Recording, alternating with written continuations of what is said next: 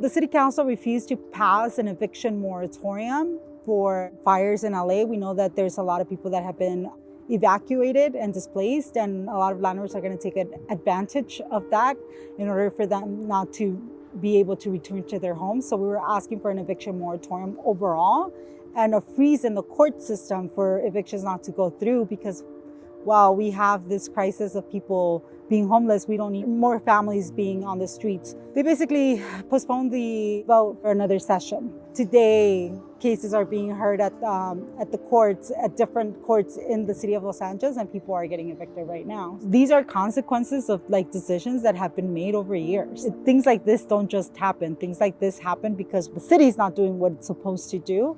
And the budget reflects that. We've been living in constant crisis, that our demands have to be more radicalized. So it's not just about eviction moratoriums anymore. It has to be about all these vacant units needing to be occupied by either the victims who no longer have housing or the people that are unhoused right now and need housing. Since 2008, there's been a lot of vacant homes throughout the county of Los Angeles that can be tapped into for people to take over and to really make it their homes. Right now, what we're seeing in Los Angeles is that we have a homeless population that has been existing, and now a homeless population that has been created through these fires.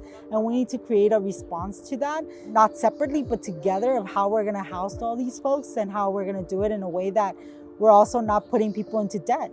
We should have, in Spanish, they're called consultas populares, where basically when governments really want to understand what people need, they go to the different communities, they sit with them, they have conversation, they have debate, and then they come together and say, this is what we found, this is what it's needed. Now together, let's collectivize our voices and our votes to see where do we start first. And that is something that doesn't happen here. The rebuilding of Los Angeles usually happens in closed doors, where politicians and investors and all these people that have the money are making the decisions, and communities are not being heard, or their input's not even on the table. We're demanding not just the chair on the table, we're demanding the freaking table, so we can let you know what it is that our communities actually need.